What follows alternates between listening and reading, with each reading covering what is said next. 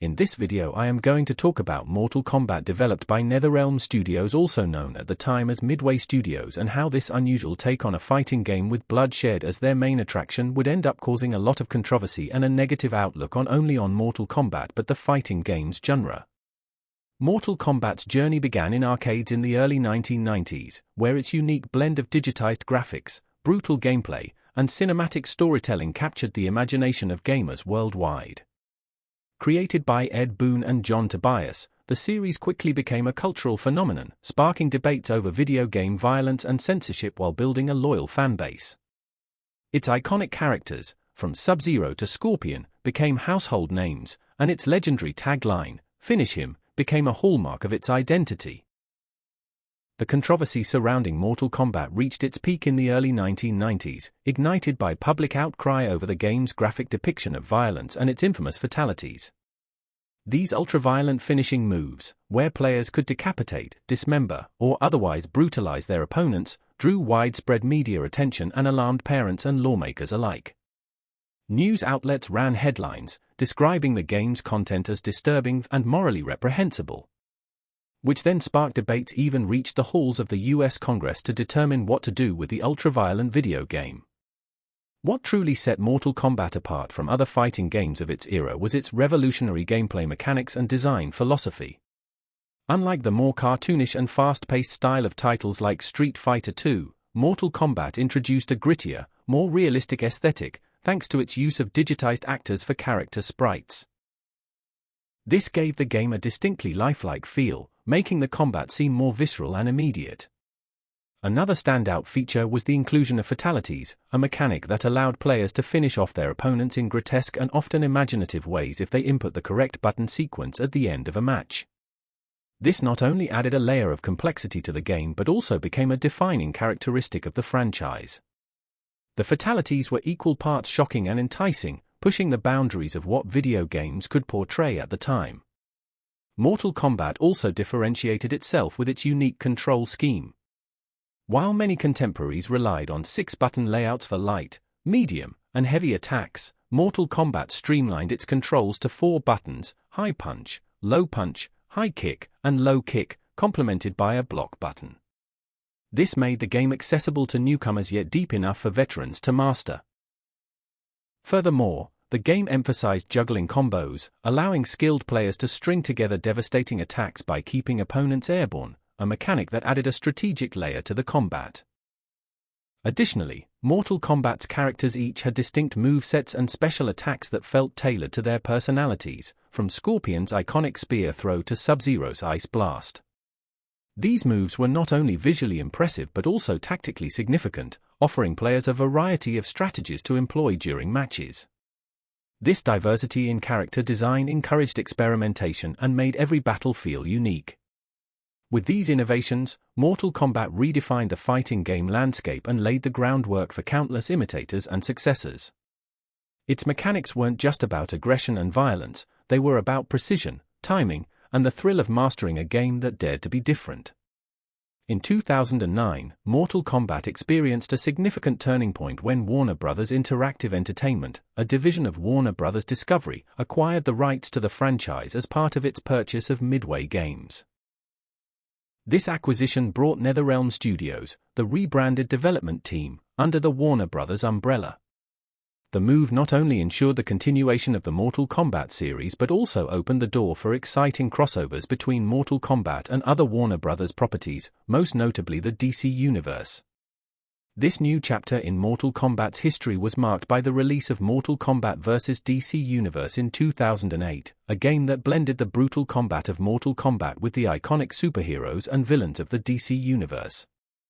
While the game toned down the gore to accommodate the DC characters, it introduced a novel concept that paved the way for future collaborations, including the development of the highly successful Injustice series by NetherRealm Studios. This partnership underlined Mortal Kombat's versatility as a franchise, allowing it to explore new creative horizons while maintaining its core identity. Beyond the arcade and console gaming sphere, Mortal Kombat expanded its reach into various forms of media, solidifying its position as a cultural icon. The franchise's foray into the silver screen began with the 1995 movie Mortal Kombat, directed by Paul W. S. Anderson, which achieved cult status despite its campy tone and was followed by a sequel, Mortal Kombat: Annihilation, in 1997. In 2021, the franchise returned to the big screen with a rebooted Mortal Kombat film, blending modern visual effects with its signature visceral action, pleasing both longtime fans and newcomers. The series also ventured into animated productions, such as the Mortal Kombat: Defenders of the Realm animated series in 1996 and more recently, the Mortal Kombat Legends animated movie series, which includes titles like Scorpion's Revenge, 2020, and Battle of the Realms, 2021. These projects brought the brutal and intricate lore of Mortal Kombat to life in new and engaging ways.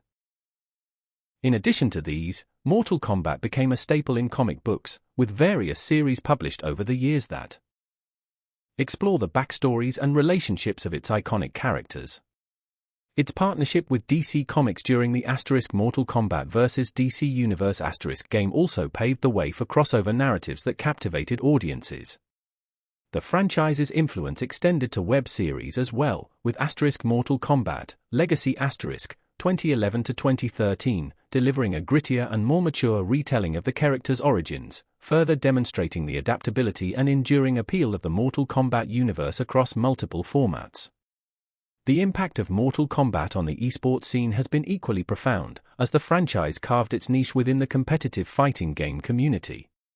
Mortal Kombat tournaments became a staple at premier gaming events like EVO, Evolution Championship Series, and other global competitions, attracting top-tier players from around the world.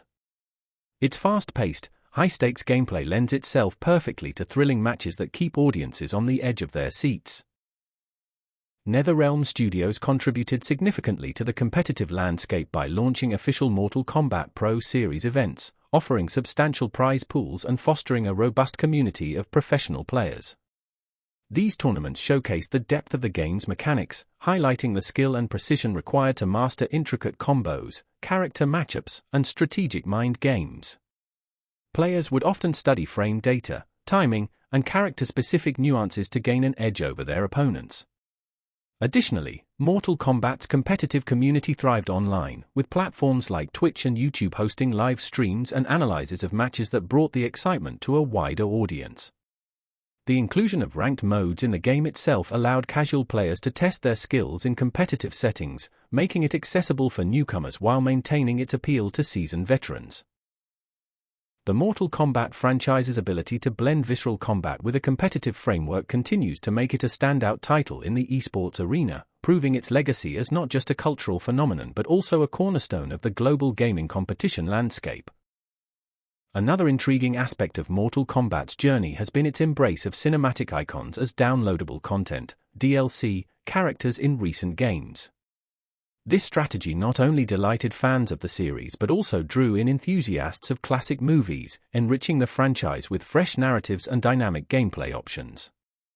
NetherRealm Studios has introduced legendary characters such as the Terminator, portrayed by Arnold Schwarzenegger, the haunting Freddy Krueger from A Nightmare on Elm Street, and the extraterrestrial warrior Predator from Predator. These additions have allowed players to pit their favorite film characters against Mortal Kombat's formidable roster in battles that blend nostalgia and adrenaline-pumping excitement. Each character was meticulously crafted to stay true to their cinematic origins while integrating seamlessly into Mortal Kombat's gameplay mechanics, further cementing the franchise's reputation for innovation and cross-cultural appeal. In conclusion, the Mortal Kombat franchise has transcended its origins as a groundbreaking arcade fighting game to become a multidimensional cultural titan. Its evolution reflects an incredible ability to adapt and innovate, seamlessly blending intense, visceral combat with compelling storytelling across video games, movies, animation, comics, and esports. The franchise's enduring appeal lies in its commitment to both its roots and its willingness to explore uncharted territories, ensuring its legacy remains vibrant and influential in the gaming world and beyond for generations to come.